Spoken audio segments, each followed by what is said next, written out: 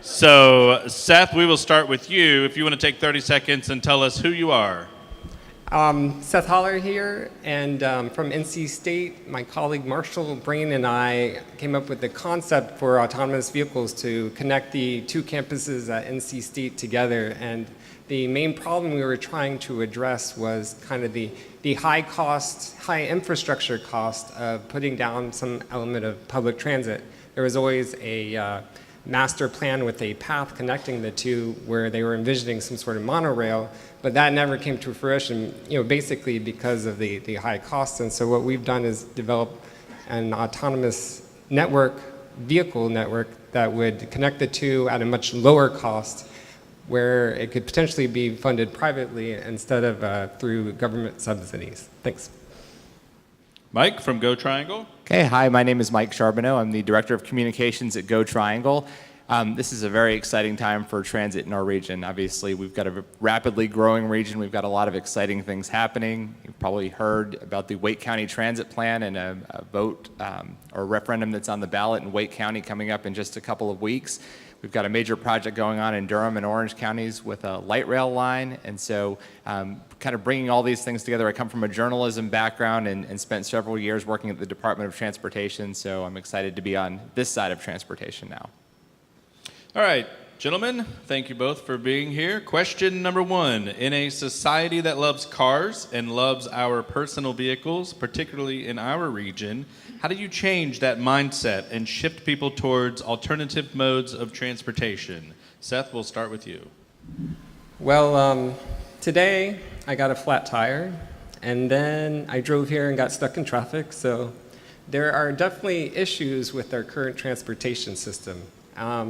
The whole idea that we buy a car that weighs 4,000 or 5,000 pounds and it stays idle essentially 95% of the time, and we only need it 5% of the time, and we have to have parking space both here at the frontier, at the grocery store, at home, at work.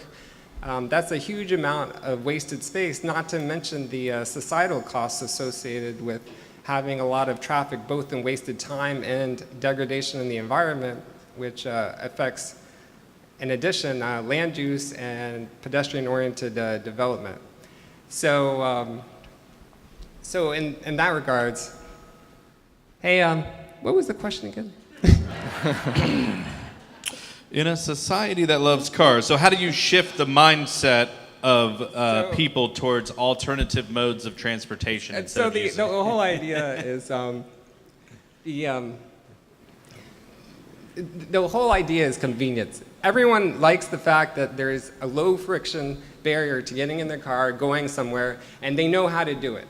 And it's difficult if you go outside of that standard process where you have to actually look something up. There is a lot of risk associated with, say, switching lines or taking the bus. And unless you can change that, people will still prefer kind of the dominant mode of transportation, even though in a growing region like RTP, traffic will get worse and reliability will actually drop. So with that, you will actually see some people move over to transit, but there's a lot of other ways that we can focus on what I would say the key element being convenience to move more towards sustainable transportation in the region. Mike? Coming from a journalism background, I'm a big believer in storytelling. And so over at Go Triangle, we actually launched a campaign last month aimed at exactly this, at trying to help change the mindset, let people know what the options are out there. And so we've done this by using a lot of different multimedia elements, a lot of video storytelling, a lot of social media. Our campaign is called Go Together, and it's aimed at urging people to go together instead of traveling alone in a car. So whether that's getting on a bus, looking at a carpool, vanpool option, riding your bike, or walking, we want to let people know the options that are out there. And what we find is a lot of people just don't know what is available in our region right now. And so we are working to share the stories of our actual riders and users so that people can see in a very real way how somebody either travels by themselves or with their kids to school, whether that's getting on a bike. We had a story of a father and son who ride their bikes together, make a drop off at kindergarten on the way, and then dad continues on to work. or people of all ages taking the bus going to all different places. So I think it's important that we share those options and let people know how easy it can be. And so that's something we need to continue to do. As the region grows and the transit opportunities come, I think we really need to focus on helping people understand how easy it can be, how this can be a part of their life.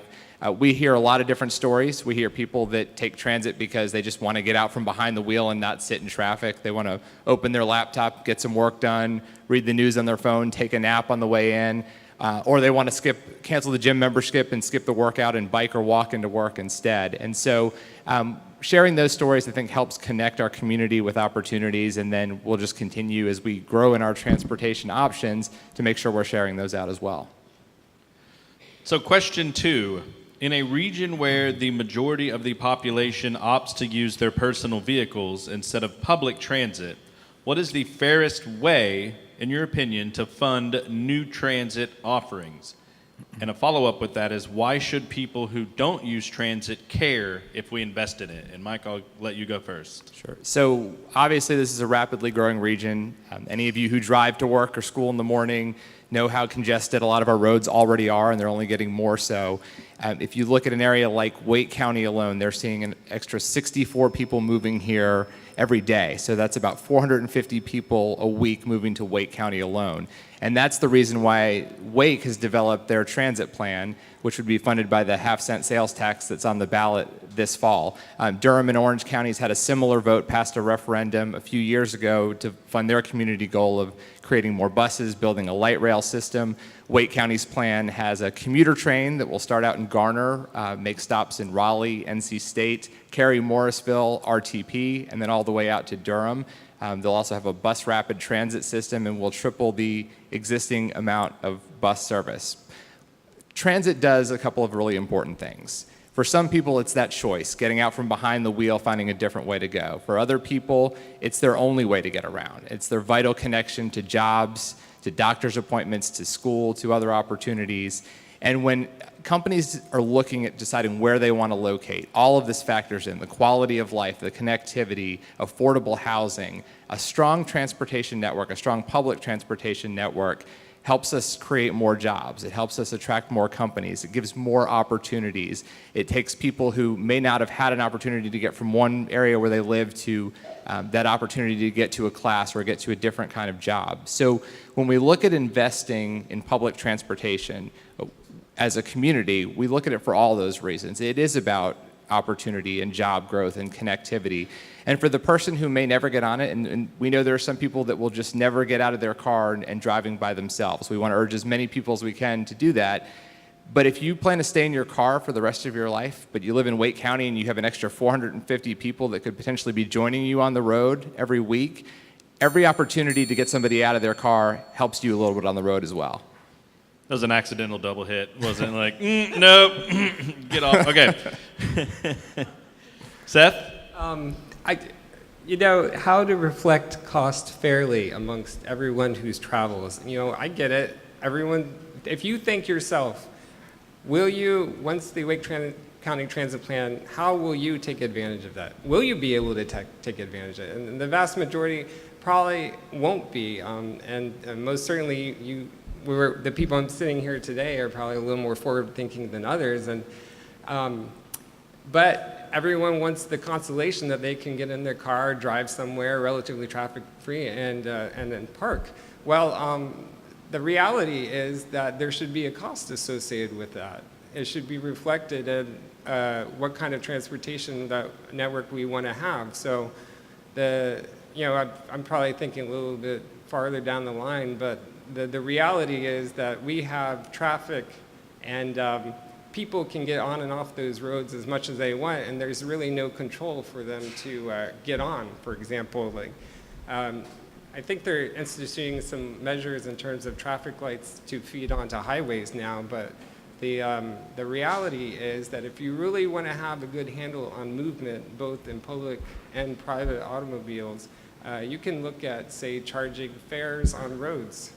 It's not an uncommon thing. They've explored it in other countries, but if you want to take your single automobile, drive it down 40 alone and expect to have no traffic, maybe you should pay some money for that, as opposed to the way it is right now, where you can essentially pay a fixed fee every year and then drive as much as you want.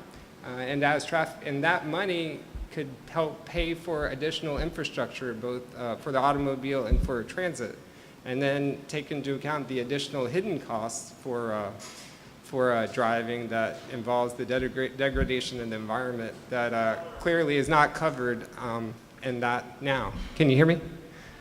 Oh. I'm not sure I'll repeat that, but. So basically, well, I think that answer was really good because it makes me want to throw it back over to Mike and see what he thinks about this. So basically, I'll Seth, do a 10-second. yeah, just do a quick little Okay. recap there. So the whole idea is that the price isn't fairly distributed amongst everyone, and especially with the automobile. And we have a traffic situation where anyone can get on the road and drive anytime, but that creates a lot of traffic and inefficiencies, both for people wasting time and for other factors. So, I'm a big proponent of charging people to use the roads. If they're in a single automobile and they're using the road, they should probably pay an equivalent to, say, a bus of equivalent size using the road. And there are a lot of hidden costs as well that involve degradation of the environment that should probably be reflected more in the transportation network. And by charging those prices, you create incentives to shift more towards a shared transportation system than what we have today, and it creates the funding to invest in transit. Not so sure the public would accept it today, but I'm sure as we get more traffic, we might move in that direction. Mike, your thoughts on that? Sure. Well, good points. And one thing, when you think about investing in the road infrastructure, I spent several years at the Department of Transportation. The state uses a funding formula now where they ask local municipalities to bring their needs to the table, and then they rank projects and use the available funds to build them. And based on the amount of need requests that came into the state in the first year of this new formula, the state of North Carolina is tens of billions of dollars short in being able to meet all of the road infrastructure needs that were brought to the department's attention. And so there's a big deficit there. We see what's happening with aging roads and bridges, and so there's a lot of things that need to be done and not a lot of money there. And so to your point, aside from taxes that are collected, there's little additional ways to collect revenue.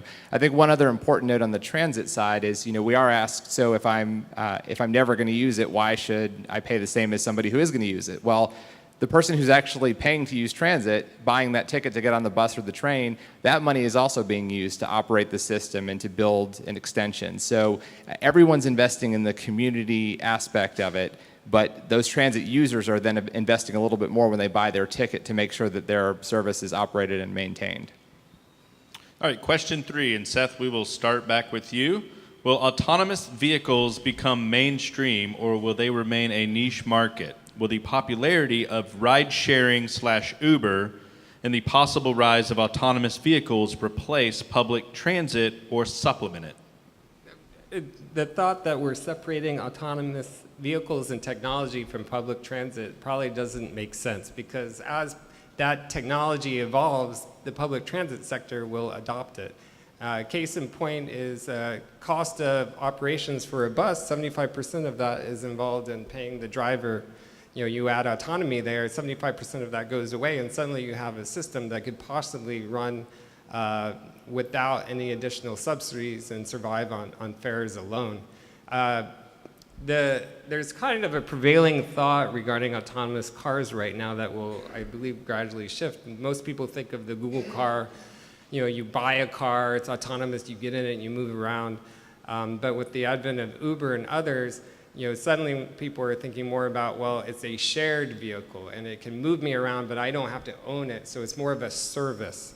And that service could come in a variety of flavors, right? We could have the single vehicle service or single passenger service or multi-passenger service. And suddenly that thought of buying that new $30,000, $35,000 car might not stand muster if suddenly you can get a ride a half mile or a mile and a half away for like $1 or $2. And once that moves in that direction, then suddenly you're thinking, well, more people are owning less vehicles, they're going to be more dependent on public transit and riding these autonomous vehicles, but not owning them. And so more basically, it's kind of like the telephone. The more you have of it, the more useful it is. And same way with transit here. Mike? And you're right, and Seth, there is a great partnership with a lot of those ride-sharing companies in public transit. Over at Go Triangle, just in the last year, we've partnered with Uber and through our Transloc app. So there's a company based right out here in RTP called Transloc that does the real-time information. So if you put it on your phone and you're riding the bus, you can see where your bus is in real time, where to catch the next one. And through a partnership now, if you get to the end of your line and you still have another mile or two to get to your office and there's not a transit connection, there's a place you can just push the button, connect to Uber, and call that Uber car to get you that last little bit. And I think that is important to have things working together like that, a menu of options for people when they travel. Autonomous vehicles are obviously something that are coming. It's a serious thing. The State Department of Transportation has been preparing for it. They're looking at the infrastructure that's needed in roadways to be able to support this kind of system. But we get asked a lot on the transit side if we think that autonomous vehicles and Uber and Lyft will replace the need for public transportation. And there's a great visual, as a visual storyteller, that I love to show people. And since we don't have it, I'm going to ask you to kind of imagine with me in the room and help paint the mental picture. But if you look at this, the room here tonight, and you kind of look at this group just sitting individually, now imagine the same group in everybody in their own car. So let's get the same number of cars to people in the room versus taking these same number of people and putting them on 2 or 3 buses or one long train car for a commuter rail or for a light rail system. And so when you think about that, some of these, the ride sharing is great because it gets people away from necessarily having to all own their own car. But if you looked at that just on its own and you tried to put that many more Uber cars or Lyft cars out on our congested roadways without having the public transportation option, it just won't work over time. The other thing is, as I said at the beginning, public transportation gives a choice to some, but for some, it's the only way to get around. And the people who need to get to jobs, to school, to doctor's appointments that can't afford a car and need public transportation, Lyft and Uber and autonomous cars doesn't support that for them. Real quick, does it scare either one of you to death that we may have a bus that could completely run on its own? Serious question. Is that an audience question or a Will question? If it was a good question, it was my question. If it was a bad question, I got it from the audience. I don't know. Are people afraid of driving an autonomous or riding in autonomous vehicles? I'm not. Can we poll the audience? Yeah. Who would be let's do scared that. to ride in a bus that does not have a driver? Okay, who would not be scared to do so? Who is more afraid of a car that is driven by people as opposed to an autonomous car? People are crazy. People are crazy. All right, last question. And for sake of time, we'll keep you to like a minute and a half for the remarks. So question 4. Transit discussions seem to follow the age-old chicken or egg scenario. Does ridership have to increase for public transit offerings to expand, or does the service have to increase for ridership to increase? And I believe this one is Mike's first go. Sure. Well, it takes time to invest in public transportation, especially when you start thinking about some of the bigger technologies. Building a commuter rail or a light rail system, that's an 8 to 10 year project. And so when we look at the growth rate, again, going back, look at those Wake County numbers alone, 450 people a week. If we wait until all of those people are out on the roads and the roads are so congested that nobody's moving, and then we say, okay, now let's get more people to start taking buses. Now we're seeing bus ridership come up, so now let's start investing in the longer term projects. We'll never get there. We'll be at the point where there is no more room to move before we're starting an 8 to 10 year project. And so it's really important for communities to work together to look at all pieces of growth. When you're looking at recruiting jobs, building affordable housing, making sure we're supporting a lifestyle and a community that we all want to live in, public transportation plays an important role. Certainly we can't just wait. We can't just build the big technologies, build the light rail train and expect people to get on it. We have to work now to get people interested in public transportation, but we have to invest now. I would probably ring a more cautionary note. With all the advent in technology these days, I don't think it makes sense to invest in a technology that might not be realized, or a system that might not be realizable, say, 20 years from now. And again, all of this speaks to the fact that we have road congestion, road congestion, road congestion. Well, geez, if you only charge to use the road, then you might have less congestion and you might have more money to fund it. So I would say not so much the chicken and the egg, but looking towards sensible policies to using the available guideway and roadways that we have now that are more efficient than kind of the smorgasbord, all-you-can-eat type of philosophy, thinking ahead of time in terms of these autonomous technologies, and absolutely voting for the Wake County half-cent transit sales tax to move all of this forward. I'm not certainly, well, thanks. If you have like a 10-second, you can finish that up. Oh, and just one plug for EcoPRT. When we talk about autonomous vehicles, we're developing something that's much smaller and lighter and cheaper and uses its own smaller guideway, and I think that's the best of all. So to keep it lighthearted, let's move to a audience question. Jacob will find somebody. I'll let Jacob pick the person. He's in the back of the room.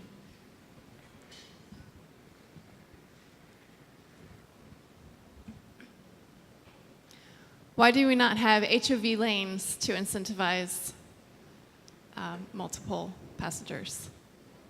Either one of you can go first. Sure, I'll jump into this one. No, it's a great question, and it's actually something that the planners in the Triangle are looking at right now. When it comes to looking at things like toll projects and HOV lanes, it's a relatively new concept for North Carolina. People who are from other parts of the country, it is what it is. They exist in a lot of places. We obviously have one toll road here in the Triangle. There are others that are being built in other places in the state where there's been more controversy around them. But looking out 10, 15 years, the traffic planners are looking at some concepts of things like some HOV lanes, some toll lanes, some optional toll lanes, those hot lanes where people could choose to pay a toll to get in them if they were just by themselves, or if they had 2 or 3 people in the car, they could use them for free. And when we have those conversations with the state, we're always talking about transit vehicles and how those larger buses could use those types of lanes for free. So it is something that's being discussed, probably just a little bit slower coming to North Carolina than it has been some other places nearby. So with HOV lanes, from what I understand, I'm no expert, is there are certain restrictions. You can't just co-op a lane and make it HOV, I believe, for various reasons. So that would mean that you'd actually have to build an extra lane that was HOV. And current costs probably run anywhere from $10 to $20 million a mile.